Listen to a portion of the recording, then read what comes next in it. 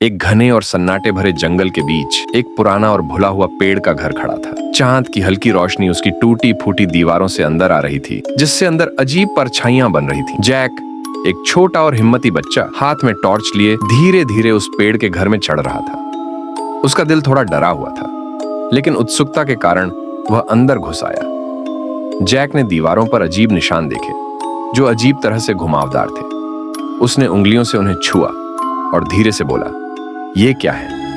तभी उसे किसी की धीमी आवाज सुनाई दी। उसने ध्यान से सुना तो किसी की फुसफुसाहट में नाम लिया जा रहा था, जैक, हमारे साथ आओ। जैक घबरा गया, लेकिन उसकी हिम्मत और जिज्ञासा उसे आगे ले गई। वह ऊपर की मंजिल पर पहुंचा, जहां एक पुरानी डस्टी किताब रखी हुई थी। उसने उस किताब के पन्ने खोले और धीरे धीरे पढ़ने लगा। अंधेरे को बुलाने का तरीका।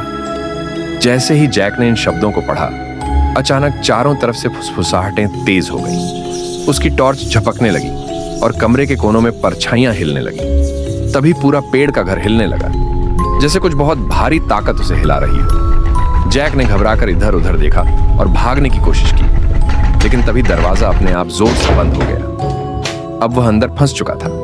उसके चारों ओर डरावनी हंसी गूंजने लगी, जैसे कोई उसे छेड़ रहा हो। एक गहरी और भयानक आवाज आई, अब तुमसे भागा नहीं जाएगा जैक, अब तुम अंधेरे के हमारे साथ हो। जैक के चारों ओर दीवारें जैसे सिमटने लगी। उसकी चीखें कमरे में गूंज उठी और फिर धीरे धीरे शांत हो गई। रात के घने सन्नाटे में अब बस पेड़ का घर खामोशी से खड़ा था, जैसे वह किसी और के आने का इंतजार कर रहा हो।